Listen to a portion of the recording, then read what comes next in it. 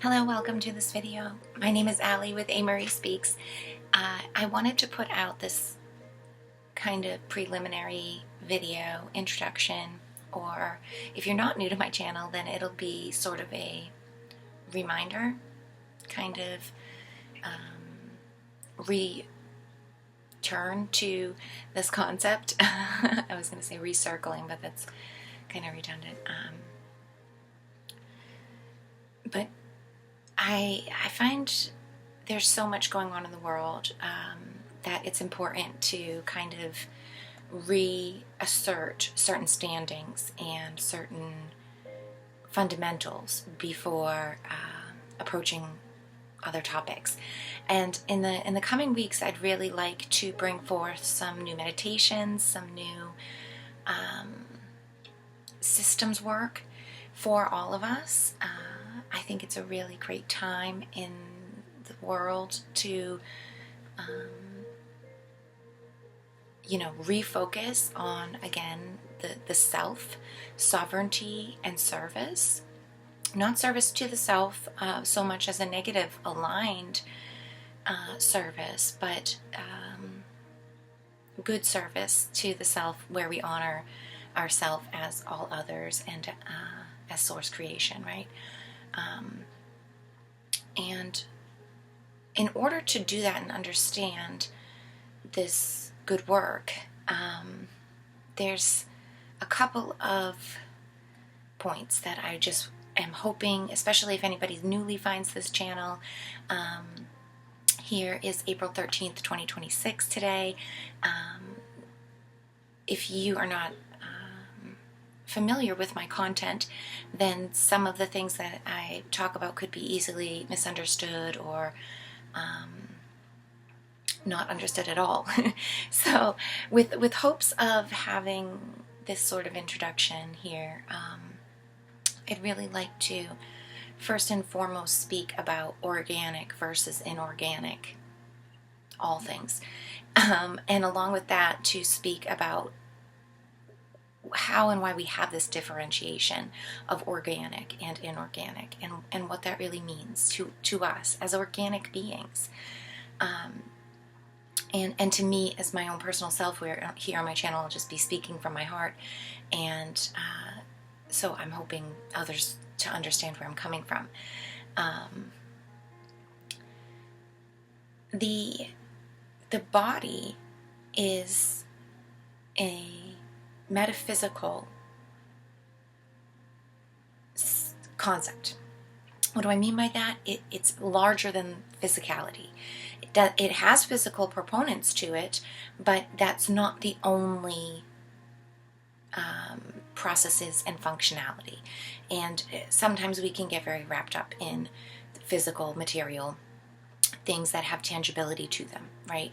But there is a massive amount of the body that is not visible to the eye, that is has to do with feelings and energy and things that in fact are not tangible.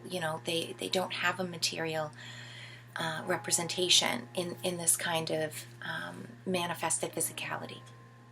Now, for me, I have found it so helpful over the years. I have this gifted knowledge of visualization to seeing our bodies as a three-part system. And that's the mind, the body, and the spirit. And of course, this isn't anything new. This isn't anything that I have that I'm laying stake to, that like a name and a claim here. It's general knowledge that I'm just hoping to sort of return attention to, and to also, as we do that, make sure that the lighting is honest when we look at it. And what do I mean by that? I mean, let's not get too far gone or wrapped up in sort of extremities of my body spirit. And instead of looking for different ways that everywhere has separated these three out, everywhere has different names for these things, let's try to work to see the union and the unity that can be and is actually represented by everyone seeing these representations in their own ways. And instead of sort of backtracking into each own segregated way, let's meet in the middle and remember that we all do have these things in common. And then after we have this sense of commonality and equal footing, then of course, we can deviate out. We can follow those distinct paths outwards, but remembering that it's one of many paths that lead to a common center, and not pigeonholing ourselves and thinking that this one path is the best or the only or more important than others, because in fact, this is a great line that was gifted to me through my own quiet time with God, meditation. Source spoke this to me, whatever you want to look at that as, your higher self telling you these things, or whatever. But in this sort of examination mode, every way that you cut a diameter in a circle is the same length. There's no better way to find the diameter than any other choice point to cross the center and across. So everyone seems to be slicing the pie and thinking that the way that they've chosen to cut it is the best, the only, the right way, and in fact they're all the same. And if we remember that really the spokes are meant to showcase originality and expression of one thing into many things, instead of thinking that one needs to be translated into another repeatable same one, we have the freedom of expression here. This, whether you like to look at it as God's bestowed freedom of will, free choice, whether you like to look at the universe as this expression of discovery of manyness, like I've talked about many different times, to look at it like a fractal seed, and that each portion within the fractal has a representation of development within the whole. All of these things I feel like are accurate descriptions of sort of what we're doing here, and what many of us have done, attempting to describe the triad creation, is what I sort of call the mind-body-spirit complex. People, like I said, they have different names for it, but I think everyone is really saying the same thing. So if we could just get back to commonality, instead of looking for these argumentative, debatable corners and perspectives to sort of defend, and then also, be on the offense round, to me that seems unnecessary, and it's a way of looking at life that is combative, and I hope myself personally to not do that, and I hope to encourage others and to showcase the fact that there is other ways to do things, and that if you're stuck in that, or if you're habitually falling back into that a lot, that it's nothing wrong with you. There's nothing wrong with that, but just to remember to be aware, conscientiously aware of that fact, or that habit, to have your alignment off a little bit, and to keep yourself centered. Like as a driving, but anyways, what I'm hoping to kind of introduce and remind people about for this video, and then in the videos to come following these, is about this 3-part systematic body that the body vessel is, this instrument that the body is. I have found so much assistance and clarity and newness in holding space for these 3 bodies within myself. A lot of times I like to call them as the bosses, and I will designate out consciousness of my own into each one of these bosses' bodies, systems, and allow them and myself to have a conversation in space of communion between the levels of conscious awareness. I find that capability to bestow sight in different levels of consciousness within your own self to be, one of the most core fundamental pieces of practice for spiritual hygienic well-being, or for overall well-being, really. Not just spiritual, but physical and mental as well. They're all one thing. Or in fact, they all meet together to create oneness, and they have their own, individual layers. But it depends, distance of looking at a thing will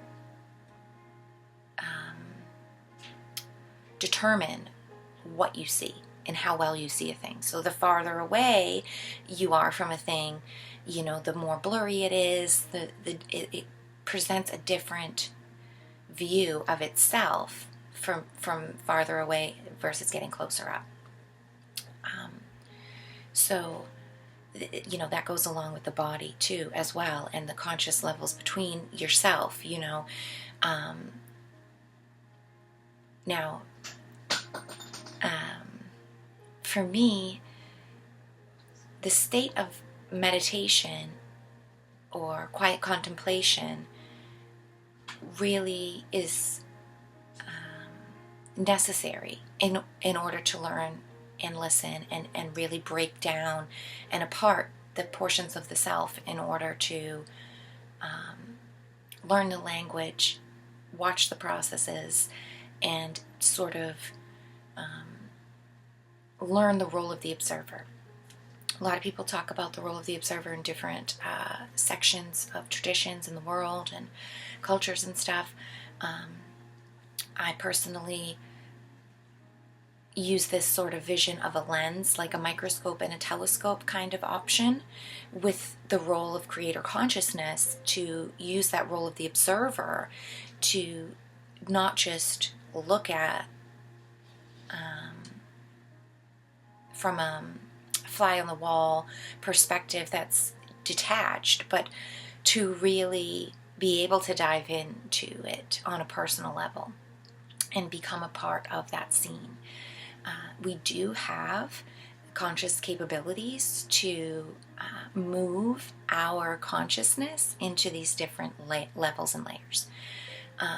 If people might be a bit skeptical about these kind of things. I think the way the world has shifted in the last few years, and even in the last decade, but in the last half a decade even, it's become a lot more aware. Everyone's become a lot more aware that these things are real. And these things can be scientifically proven. I'm not one to need to have a badge on things or need to have an expert to tell me that this is okay and right. But many people have been that way. I myself was that way for many years of my life. So I understand and I get it. But also breaking out of that and learning that sovereign consciousness within you is totally trustable, is in fact the most tuned tuning fork that you could ever imagine is within yourself. It doesn't come from any other place. And in fact, no matter how much external validation, confirmation, or evidence people are shown from different angles, if that inner tuning fork isn't ringing for them, they still won't connect the dots. They still won't get it. They still cannot integrate and accept the information as real because that inner resonance is not there. Sometimes people get into such a place where they've been gaslit for so long, or mentally controlled in a kind of mind control that they've been persuaded to ignore their own resonance of truth and tuning. And so a lot of times, and I'm speaking from exact experience, you have to get out of that. You have to learn to listen to your own inner self once again. And that in itself can take a lot of time. But for those of us who've been practicing with that and working at that, not to say that the things that I offer will not be for, people who are still a bit clouded. It's going to be very beneficial to anyone who has found that kind of direction. They can listen to their inner guide. And like I said before, whether we choose to call that God, whether you choose to call it Holy Spirit, whether you want to call it the universe, or your higher self, or a spirit guide, or an ancestor, your grandma, all is perfect and just right for you. Whatever it is for you is perfect for you. You don't need to let other people's cookie cutter labels come and smash over, what feels right to you, and push you into something that doesn't jive with you. That's going completely off track. That's the only way that you can really do this wrong, is to go against what you feel is right for you. And so getting into connection with that sovereign source of your own power is really the first necessity in order to even start to practice this kind of stuff.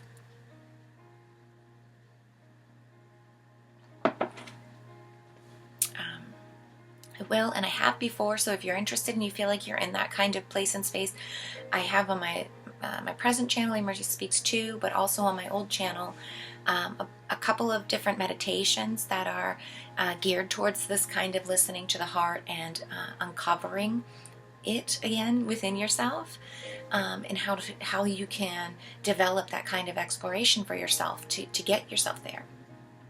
So I'll look back at my own playlists and things and choose out some that I feel are specific to that, hopefully, and add them to the description here for anyone, for easy finding. But you can certainly find them on your own, and I'm sure there's many other people who offer things similar to what I'm saying here. But back to the content. This body of ours, this instrument that we are, and seeing it in these three different parts of mind, body, and spirit, and then understanding that they're integrated all together and they really come into this oneness, I find very helpful to delineate out a visual of this systems. And I did a 6-part series on systems because I find that it's so important. And I did that 2-3 years ago, and still to this day, I think that it's one of the most important, crucial understandings and knowledge base, a tool for us to use. And so, I'll always come back to it, and I'll always be talking about it. If you want and you're interested and you didn't see those series, they're out on my old channel. I'll just put a link in the bottom if I can, and you can check that out more further. But just to say that a system that I'm calling, sometimes people hear systems, people hear math, people hear these kind of nerdy terms, and some people just switch off. Some people are just like, that's not for me. I'm not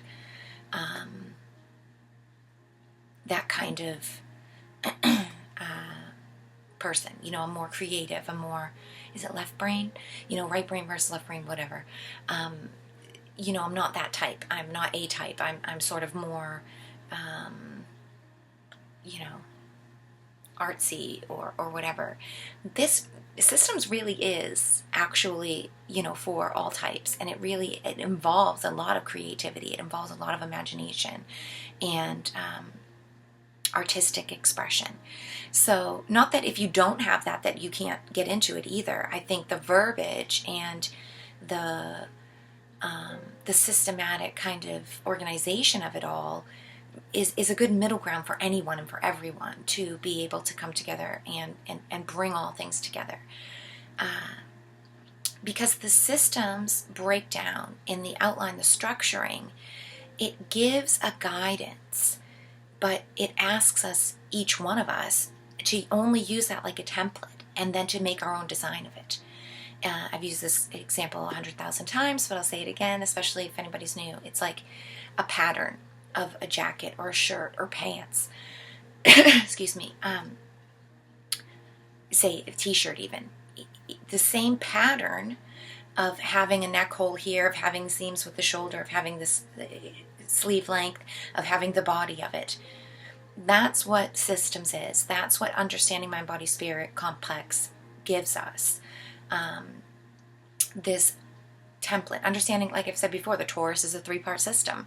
Understanding how these symbols actually come off the page and do work. You know, that they're not just a pretty picture, that it's not just, a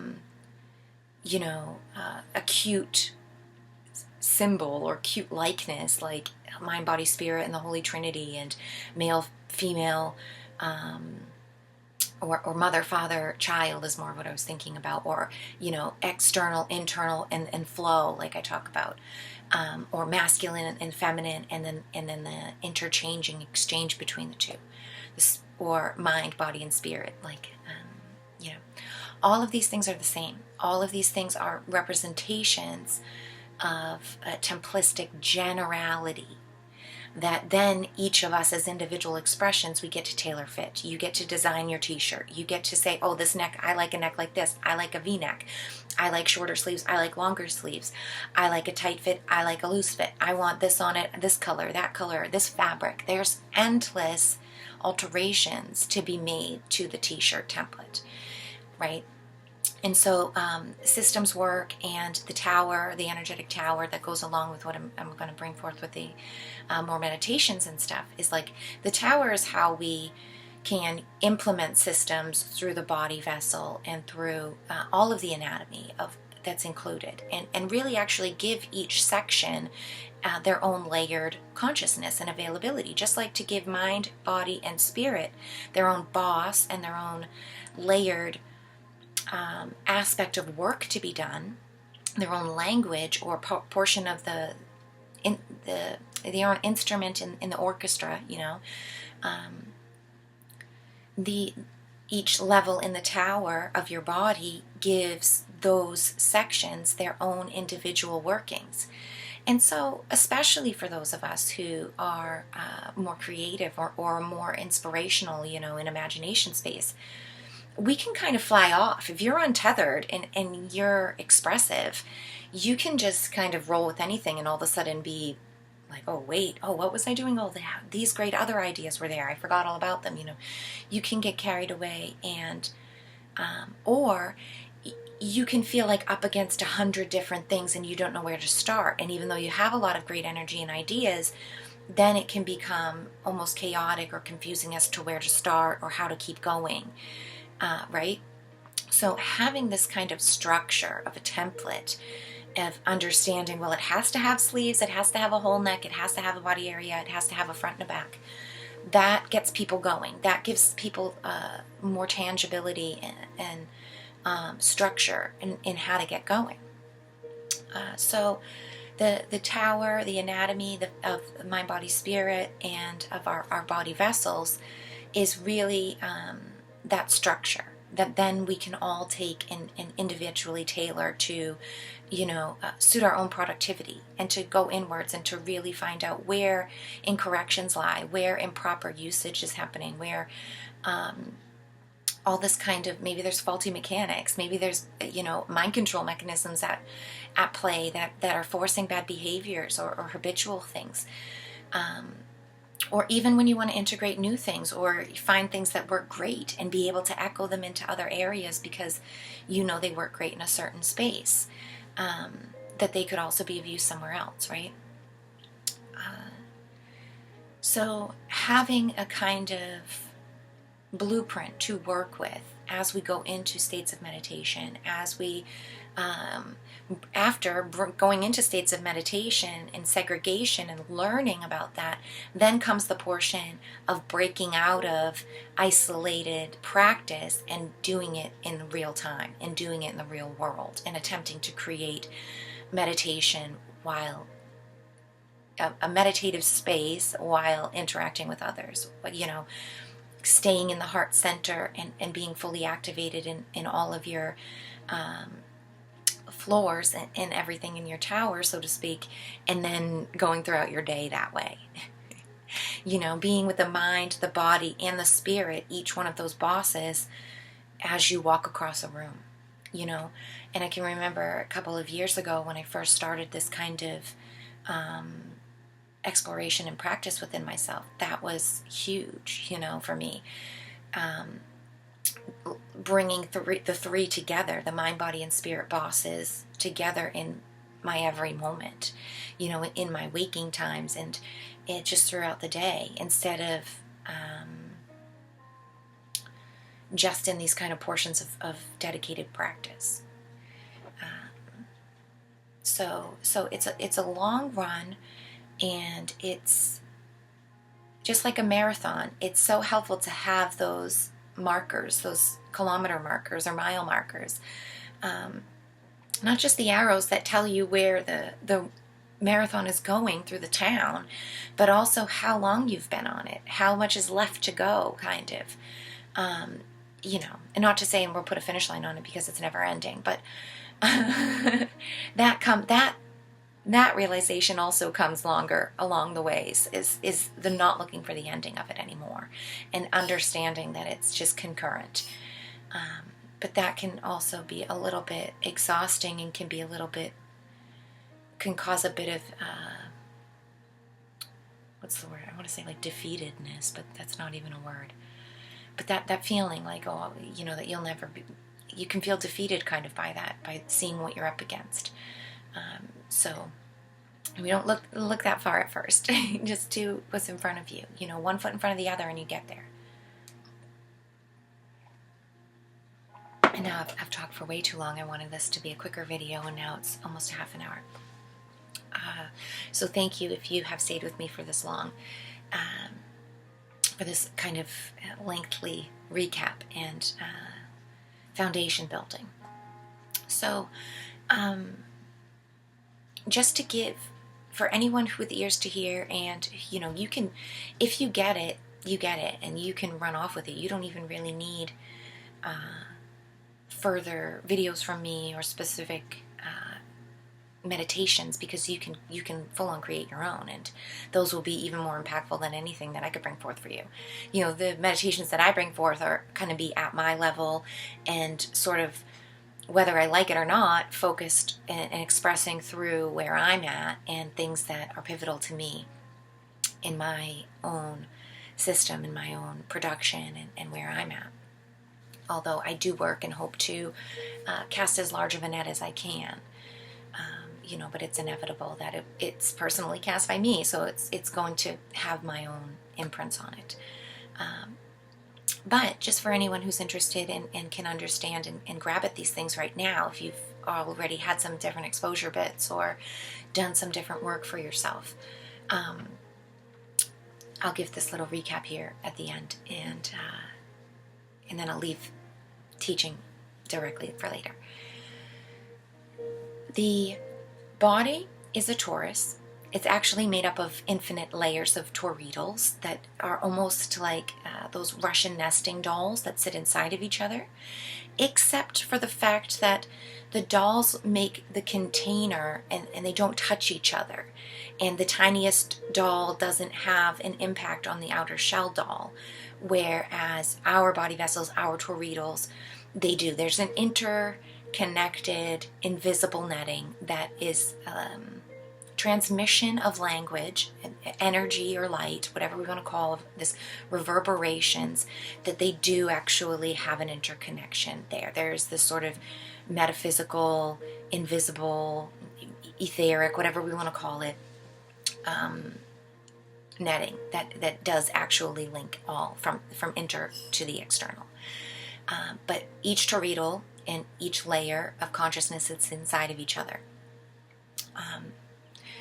So what I'm expressing here is found and shown very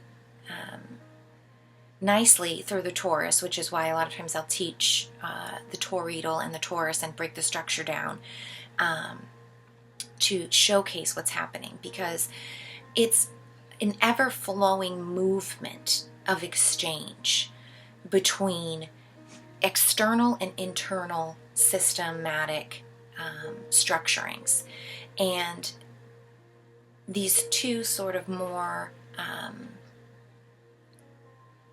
manifested sections of external work and internal work systems, there's always communication between the two and an interaction between the two. And so that entire thing of the interaction between the two becomes its own whole, one thing, which I call the spirit or the flow. And it is basically the lemniscat or the figure eight or the Mobius flow between the external pushing outwards and the internal drawing inwards. And it's electromagnetic. It's the plasma container of all of it is, all there. I won't get too much into that at this moment, but that is, when we see the torus in itself, we usually see the donut shape, and in the outer shape of the donut is this external force. The inner vortex that looks like the hourglass section that we usually see as empty space, kind of portrayed in that donut drawing of a torus, this typical one.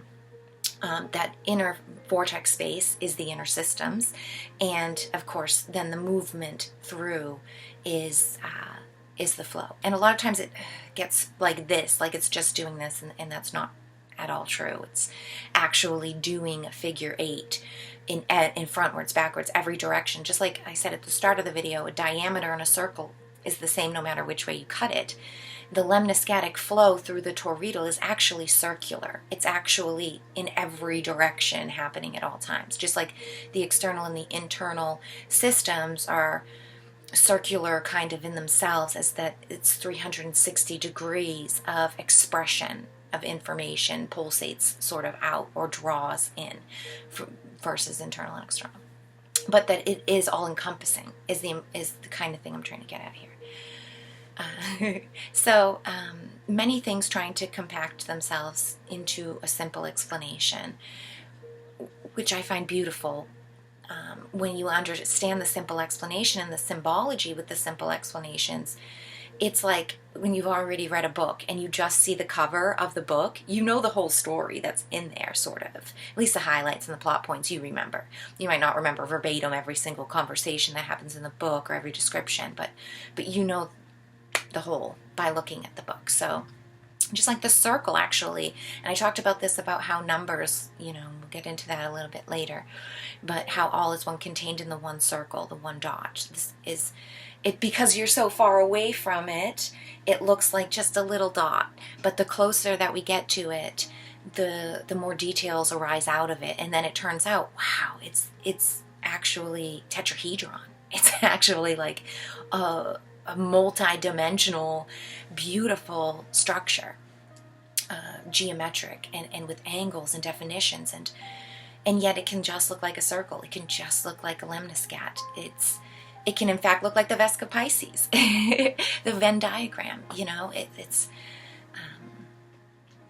They're all one and the same, but just looking from a different perspective, angle, and distance. And our body is that, just like from very far away, you might see just the circular aura kind of around a person. But that is the toroidal. It's a multi-layered system. It is all there and contained in it. So when we understand that, we understand that the body is a three-part system, that we are energetic beings doing energetic processes on these three levels: a physical level, a mental level, and a spiritual level. I'm sorry. It's okay. Okay.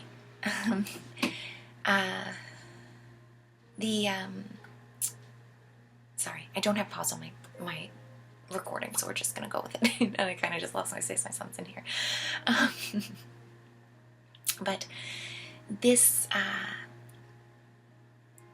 three-part system, mind, body, and spirit, they each have their own sort of toroidal of reality that they encompass. A physical one, an electrical one, and this sort of flow. The spirit version is, I think the spirit is wonderful to use as another body, because it really is. And I'll talk about the difference between spirit and soul and things like that later. But anyways, so having this like understanding that each level, mind, body, and spirit, but then also we have centers within, like I said, the tower of our physical body vessel. Each one of those centers can be and is represented by its own toroidal, and it has in itself mind, body, and spirit available layers of working. And then each level of the tower is, of course, does a certain type of work. Just like the nesting dolls and just like the layers of a system have interactions internetted and can communicate between them, the layers of our tower do as well. And many people will be familiar with chakras these days, and meridians and all this kind of stuff now. Those are they're reliable designations, and they are thematic concepts that go along with centers of the body. Physical organs, physical processes, physiology and anatomy are no different, no separate, and in fact incorporated and a part of each one of these centers, each type of work that they do, and they each need to be tuned to their own best interests. Their own best interests work for the best interest of the whole. And when each one is tuned into good service, it of course does great service for the whole in its own way. Each, just like every single organ has its own job, it in itself is part of your body, and each organ needs to be working well in order for you to have health and wellness. But just like if you have an issue with a single organ, like your heart, your stomach can't go over and start pumping. Well, maybe it doesn't really pump blood anyways, but it cannot do the work that cellularly is defined to the heart cells. But if a stomach is doing good work, it's alleviating stress that could have been put onto the heart, but if it was doing bad work. Same thing like with the lungs or the spleens, or the kidneys. I said spleens because I was thinking kind of kidneys, but some spleen came out of there. but yeah, like understanding that each one has a different role to play, but they are intrinsically responsible for the role they play in helping the rest of the body do good work. That's really what is important. That's really why we dive into each section in a segregated way, is to help promote overall balance. It's not to divide out and pigeonhole and look through and just do this one thing for this thing, forgetting about everything else for the moment, and just do what's right for this thing, what works in this little area. You cannot do that. You have to incorporate the whole and think about, well, how does this and this change actually have a ripple effect out into this later system over here, or this thing over here, or the back corner that I won't realize until I shift and change this over here, how the lighting back there changes, maybe in a day, maybe in 5 days. But having that open communication to know that thing, it has been affected in this way by that, the communication between them is what matters, and is how we can do full service for a segregated portion while still holding responsibly the whole in your sight, in your vision, contemplating. And so that ensures that we never tip the balances and start doing things at the expense of anything else, thinking, oh, well, this solution here will then pay off for the expenses paid over here later. Nothing works in that way. There's nothing true in that. That is a negative alignment of brainwashing and mind manipulation that we have grabbed from outside the world out here in the matrix and put into our own self. The matrix is negatively aligned, and it has an entire agenda all of its own to keep itself promoted. It's going to work really bad for you if you start to bring matrix alignments into yourself. We are all birthed into this place. We all have a lot of malalignments and incorrections already transmitted, it permeated through into us from the place and space. So the last thing we want to do is encourage that, enable any of that, or worse, promote things like that within. the realization of sovereign true service, of being good to the self, of unconditional love, doesn't mean unconditional love is not a feeling. It's not a liking. It's not a want and a desire. It's not this personal, emotional feelings. It's actually quite impersonal. It's straight across the board, free for all, and same gold star for everyone. It's not, there's no specialness in unconditional love, you know, and many of us get wrapped up in specialness and all of these things, thinking that that's going to solve something, or thinking that that's going to pay off other expenses and debts in other areas, and or outshine them or something in some kind of way. And it's like, yeah, that doesn't compute. It doesn't work when we think about actually wanting true positive productivity, you know, a balanced state at each and any level that we look at. You know, most people want to pigeonhole, they want to screw in the microscope into this certain area, make sure it never changes, and set this really scientific, laboratory, sterile setting, and build their house of cards. Don't breathe on it. You know, it's not allowed. It's perfect if you just don't do anything. You know, life isn't like that. It doesn't work like that. It has to be breathed on. It has to survive and move through in order for it to be true and real. You know, nature in itself showcases that truth to us very plainly. So yeah, diving into each one of these centers for themselves, seeing that each center, I personally, with the tower, energetic tower that I bring forth and that I use in meditations, is 7 layers, and it's the root cellar. I like to call it the root cellar, but it's the homage paid to root chakra, and it is, of course, like I said, thematically the same things that we would see represented with the root chakra.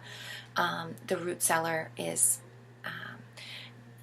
also what I like to really kind of tie into that is the ancestorship of the oneness, of coming, you know, having one life, of coming from one lineage, of returning to that one place after we die, kind of thing, is all incorporated in the first floor in the single root, the root cellar. And then we have above it, of course, what I like to call as the intimate spaces, the bedroom areas,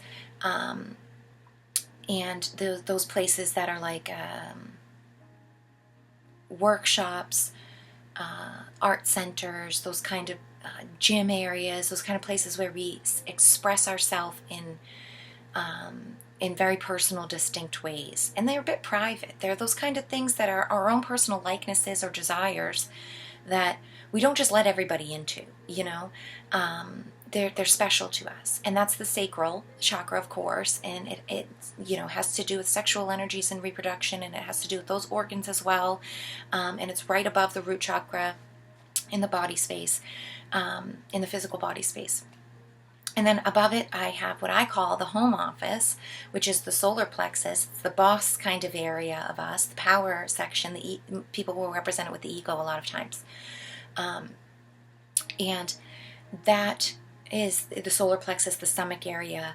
It has to do with your productivity, your production, the way that you offer business, the way that you offer oversight, authority.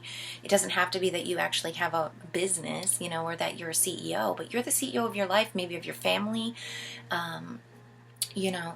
So that kind of energy is this third floor and third section. And then above that we have the heart center, and I like to call it the sanctuary space.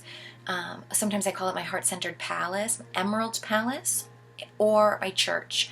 I like to view it as sort of a church. That's why I use the word sanctuary. Church doesn't always vibe with everyone, but it's a sacred temple space that is in the heart and that honors the heart. And within that, I see a divine masculine and feminine king and queen that reside on thrones inside the heart center throne room.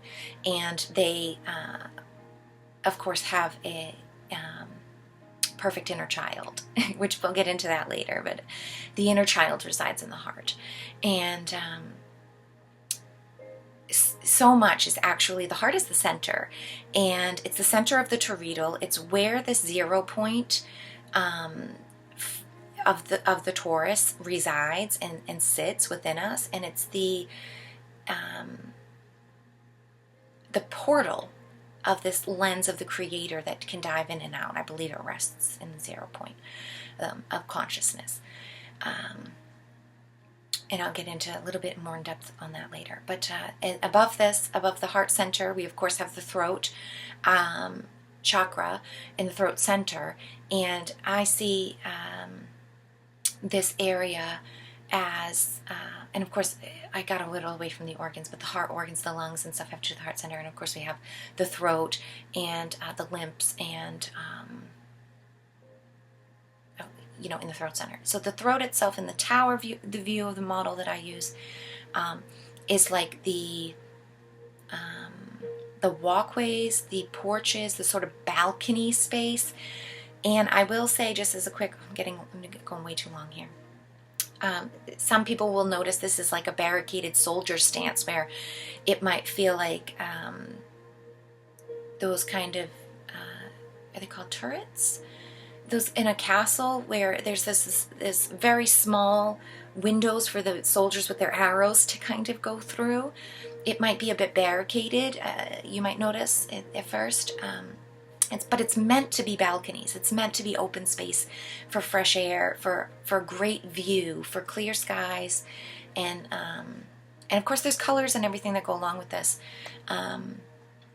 thematically, and I'll get into that at another time as well, because I'll talk for way too long if I go on for that. Sorry. That's okay. We've got to start school in a few as well, so keep that in mind, okay? Huh? We've got to start school in a few. 15, 20 minutes. So the throat in itself is like the balconies in the tower vision. And then what I like to envision above that space, what I call the observatory, and I see it as the third eye center, or the head, the mental aspects of things. I think the mind's boss really resides here in this space, whereas the spirit boss, I believe, sort of resides in the heart, and the body's boss will be different for almost everyone, I do think. I'm going to lose my music here, so I'm just going to pause it so we don't have commercials coming in now. I talk for way too long beyond the music even. But the body's boss in itself it depends on who and where you're at in your walk of life and whatever, but it could be in any of the lower three. Especially in this world, it's very much, concentrated focal points and attention are on the 3 lower chakras. They really want to keep everything down there because it's easily controlled and will follow suit of authority and superiority much more than the upper centers ever would. And it's easier to jam people into slavedom and forcing this bad looping of slave master cycles when we only have the 3 bottom energy centers activated. And that is actually, I'll just say here for anyone who understands, is a mirrored problem out in the world. Earth itself is attempting to rise up into heart center, I believe that mostly shows that astronomically and ascension-wise, Earth is pushed into the heart center already, that the universe itself is rising into this higher center.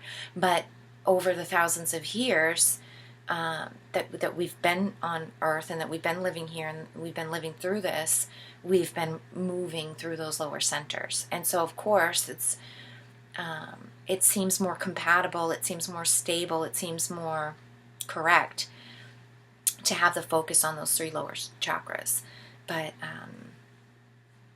like I mentioned before, those you have to have the upper centers, because if you don't have the heart center activated, what happens, it can be very detrimental to the whole, if we blockade that out.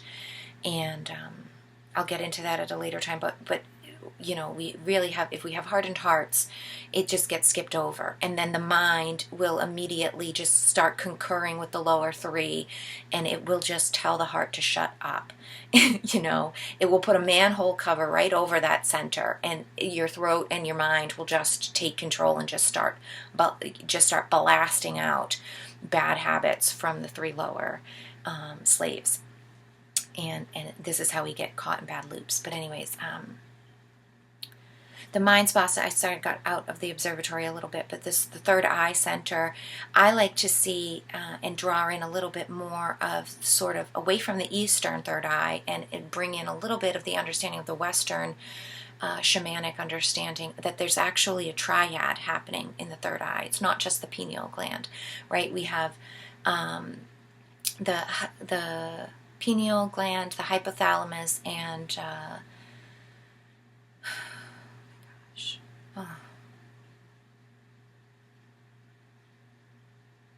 going to blank on the third. Whatever. There's three that create this triangular balance in it'll come to me, pituitary, hypothalamus, the pituitary, and the pineal gland. These three all sort of work in a wonderful triad in and of themselves in this observatory. And I see it sort of as looking out at the night sky, having telescopes up there, having the sort of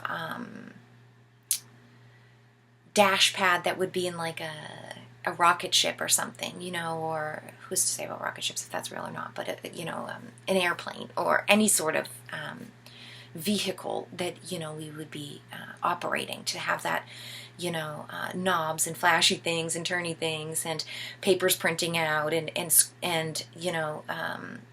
monitoring sort of statistics and data points and all this kind of crunching of numbers and all this kind of stuff. This is all to do with the observatory in this the sixth center. And above that, I call the Willy Wonka up and out crystal elevator. But also I view it, and I show it in the tower as the spire, as the top of the tower, and it's the antenna up there. It's not really physical location. The crown chakra is not a physical location either. But it's this connectivity to the whole. It's this being up outside of the vessel itself, and understanding that high view, eagle's eye sight of what the whole is, and then also incorporating the external world around it, remembering there's the external world around it, that it answers to, that it is a part of, comes in with the spire, the antenna, the Willy Wonka up and out crystal elevator kind of thing. And so that's the tower in itself. And just to remember, and just as a reminder, each of those floors has its own mind, body, spirit layerings of working that you can get into, that you can explore and develop more. Each layer, each floor, I see, has a personal representation of a character that lives in the floor, and that is sort of responsible for it. It is a part of you. It's a fractal representation of your own consciousness, just like we are a fractal representation of consciousness of Source, of God. Not to say, and people be like, oh, you're trying to be God or want to take over God, or that is such a false understanding and a real incorrection, that your circuitry is never going to fire well if you keep bringing that in. If that's an ego thing, that's a negative alignment, that's a false construct from the agenda, that's even capable or even possible to happen. So let's not try to do that and not get caught up in that. That's impossible in itself and takes away the image of God that I believe we're all created in, and that I think all of us will agree that no matter where you stand in sort of religions or traditions or ideologies and dogmas and all this kind of stuff, I think each one of us looks inside of ourselves and feels, I'm here, I am. The I-ness, the I, you know, that is this. It's undeniable, you know. It just like it's undeniable when your truth resonance, your tuning fork goes off. Just like it's undeniable when you hear impressions come through and speak through to you that are truth to you. So learning to lean into that, to trust that and own that, and to not be like, oh, am I feeding some kind of demonic thing? Am I making myself up to want to be God? Am I flying too close to the sun? You know, all these kinds of things, I think can be very detrimental to actual healing and promoting balance. So let's try to pull out of that as much as possible. But anyways, yeah, so seeing each one of these, meeting the sort of boss or the character that's responsible for each thematic floor inside the tower, and understanding that we can dive into them, we can get reports from them, we can sit down with the managers and understand that this representation of the manager has bosses underneath it that it delegates out actionary jobs to, and then we can actually go speak to those bosses in a meditation, or we can dive down into that layer of consciousness and speak with those bosses, and in fact find out those bosses have workers underneath them, and we can go and speak to the workers at the worker level. And the thing is, I'm going to leave it here because this is an hour. It seems like I can't do anything short.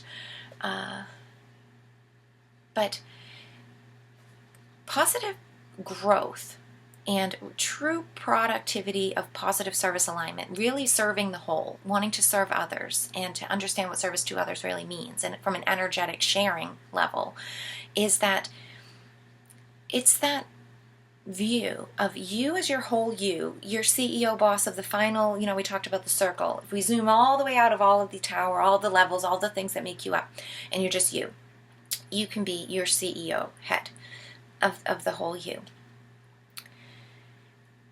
You got here by doing every job. You started off, you built this company from the ground up. You started off in the mail room doing the mail work. You started with a love for it, not begrudgingly doing it, not hating the job and wanting to work your way up for more recognition and more of this, and you could do this job before.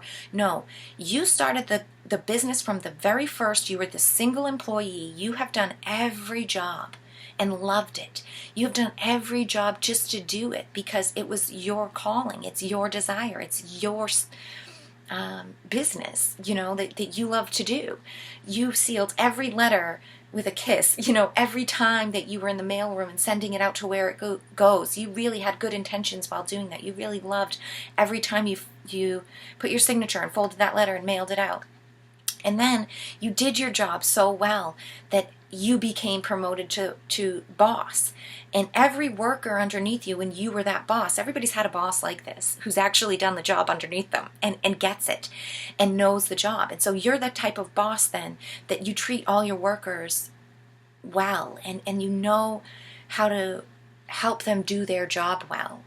And if one of them's sick or one of them needs to leave early, you'll hop right down in the line and go pack boxes or make up the packing list or do that letter folding again. And just like hopping on a bike that you love to ride bikes, but you don't get a chance to ride a bike all the time. You hop on there and you get going and you love the speed. You love the wind in your hair, and you remember how you used to ride a bike every day and love it. Or you remember how you used to seal every letter off with a kiss and do that job. And when you step down into the worker's role, you do it again with livelihood, with vigor, with appreciation, and also appreciation for being able to step in for that worker and give that worker the time it needs to get better or to take care of whatever it needs to take care of. You are a boss so well that when you're promoted to manager of bosses and workers, that you do that. Now you've done what the bosses have done and the workers. So if a boss needs a day off or a worker, that manager can jump in line and again do whatever it needs to do.